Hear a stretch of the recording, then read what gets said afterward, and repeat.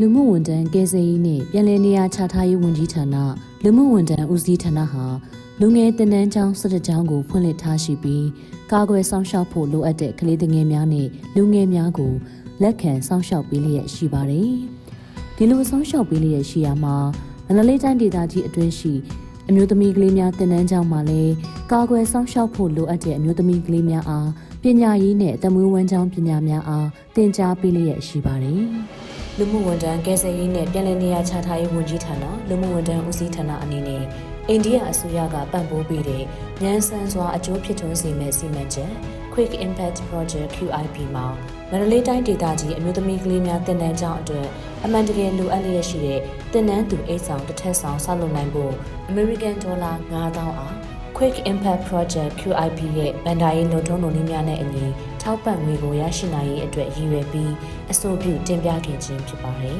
။ဒီစီမံကိန်းရဲ့နားလည်မှုစာချုပ်လွှာ MOU ကို2024ခုနှစ်အောက်တိုဘာလ14ရက်နေ့မှာလက်မှတ်ရေးထိုးခဲ့ပြီးအိန္ဒိယသမ္မတနိုင်ငံအစိုးရမှလူမှုဝန်ထမ်းဦးစီးဌာနမန္တလေးတိုင်းဒေသကြီးအမျိုးသမီးကလေးများတင်နန်းကျောင်းမှာတင်နန်းသူအိတ်ဆောင်တစ်ထပ်ဆောင်ဆောက်လုပ်နိုင်ရေးအတွက်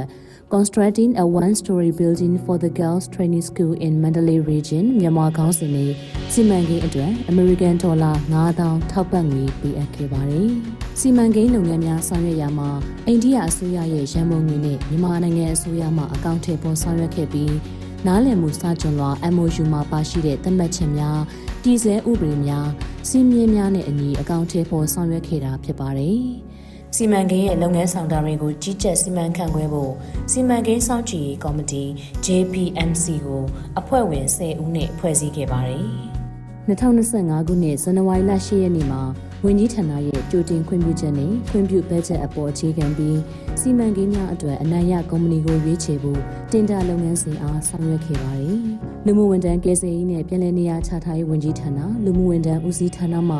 စီမံကိန်းရန်ပုံငွေရဲ့ပထမအရေးကြအမေရိကန်$2000ကိုလက်ခံရရှိခဲ့ပြီး2025ခုနှစ်မတ်လ31ရက်နေ့မှာ AB Company Limited တို့ပထမအရေးအဖြစ်စတင်ပေးချေနိုင်ခဲ့ပြီးစီမံကိန်းရန်ပုံငွေရဲ့ဒုတိယအရေးကြအမေရိကန်$2000ကို2025ခုနှစ်ဩဂုတ်လ29ရက်နေ့မှာ AB Company Limited တို့ပေးချေခဲ့ပြီးဖြစ်ပါတယ်။လူမှုဝန်ထမ်းဦးစီးဌာနမန္တလေးတိုင်းဒေသကြီးအမျိုးသမီးကလေးများတင်နန်းကျောင်းရဲ့တင်နန်းသူအိတ်ဆောင်တစ်ထပ်ဆောင်ဆောက်လုပ်ရေး Constructing a one-story building for the Girls Training School in Mandalay Region မြန်မာရဲ့ဆောက်လုပ်ရေးလုပ်ငန်းများအားလုံးဟာ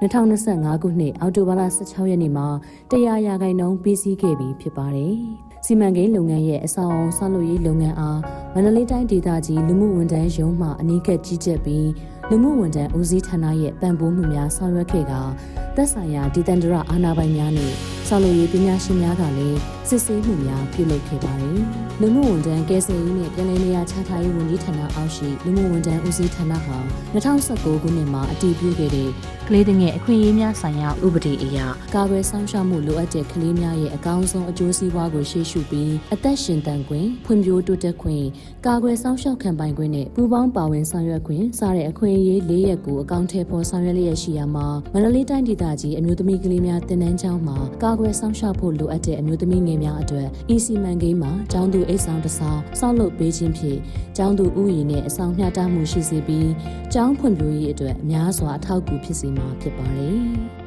2025ခုနှစ်မတ်လ28ရက်နေ့မှာဖြစ်ပွားခဲ့တဲ့မန္တလေးငရင်ဟာ QIP ရဲ့အဆောက်အအုံဆောက်လုပ်ခြင်းလုပ်ငန်းခွင်ကိုထိခိုက်မှုမရှိခဲ့ပေမဲ့ရခင်ရှိပြီးသားအဆောက်အအုံဟောင်းအချို့မှာပျက်စီးမှုများရှိခဲ့တဲ့အတွက်ပျက်စီးနေတဲ့ရခင်အဆောက်အအုံလိုအပ်ချက်များအား QIP အဆောက်အအုံတင်မှပံ့ပိုးပေးနိုင်မှာဖြစ်တာကြောင့် QIP project ဟာငရင်ပြန်လည်ထူထောင်ရေးလုပ်ငန်းရပ်တွေမှာပါအကျိုးဖြစ်ထွန်းစေခဲ့ပါတယ်။အိန္ဒိယမြန်မာပူးပေါင်းဆောင်ရွက်မှုအစီအစဉ်ရဆောင်ရွက်တဲ့မဲခေါင်ဂင်းကစီမံချက် Quick Impact Project QIP အရ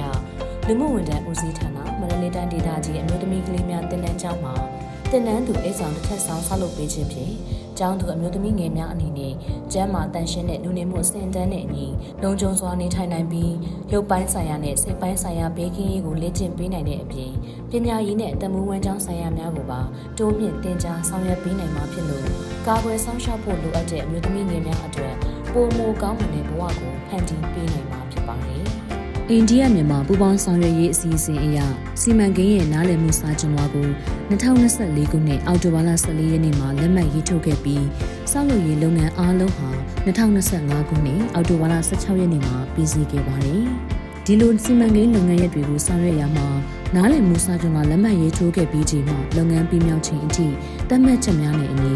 အောင်မြင်ချောမွေ့စွာပြီးမြောက်အောင်ကြိုးပမ်းအားထုတ်မှုတွေပြုလုပ်ခဲ့ပါတယ်။လူမှုဝန်ထမ်းဦးစီးဌာနမှအကောင့်ထဲပေါ်ဆောင်ရွက်ခဲ့တဲ့ QIB စီမံကိန်းလုပ်ငန်းများရာနှုန်းပြည့်ပြီးစီးသွားခဲ့ပြီးဖြစ်လို့ကာကွယ်ဆောင်ရှောက်မှုလိုအပ်နေတဲ့အမျိုးသမီးငယ်များအတွက်ကောင်းမွန်တဲ့နေရာမှာအနားယူနိုင်ပြီးပညာရေးနဲ့အတမွေးဝမ်းကြောင်းဆိုင်ရာသင်ကြားမှုတွေကိုသင်ယူနိုင်တဲ့အခွင့်အလမ်းကောင်းများပိုမိုပေးအပ်ဆောင်ရွက်သွားနိုင်မှာဖြစ်ပါတယ်။ဒီစီမံကိန်းရဲ့ဆောက်လုပ်ရေးလုပ်ငန်းအားအောင်မြင်ခဲ့ခြင်းဟာလူမှုဝန်ထမ်းဦးစီးဌာနအတွက်အဖို့မဖြစ်နိုင်တဲ့အရေးမြစ်တစ်ခုဖြစ်တဲ့အတွက်အိန္ဒိယသမ္မတနိုင်ငံအစိုးရအားလိုက်လိုက်လဲလဲကျေးဇူးတင်ရှိပါကြောင်းဖော်ပြလိုပါတယ်။အိန္ဒိယမြန်မာပူးပေါင်းဆောင်ရွက်မှုအစီအစဉ်အရမဲခေါင်ကင်းကစီမံချက် Quick Impact Project QIP ဟာလူမှုဝန်ထမ်းဦးစီးဌာနမန္တလေးတိုင်းဒေသကြီးမြို့သမီးကလေးများတင်နန်းကျောင်းမှာတင်နန်းသူအိတ်ဆောင်တစ်ထပ်ဆောင်ဆောက်လုပ်ပေးခြင်းဖြင့်ကာကွယ်စောင့်ရှောက်မှုလိုအပ်နေတဲ့အမျိုးသမီးကလေးများအတွက်ပြုစုစောင့်ရှောက်ခြင်းလုပ်ငန်းကိုများစွာအကျိုးပြုတဲ့အတွက်အခုလိုပံ့ပိုးမှုအတွက်နှက်ဆိုင်စွာကျေးဇူးတင်ရှိပါကြောင်းမှတ်တမ်းတင်ဂုဏ်ပြုအပ်ပါတယ်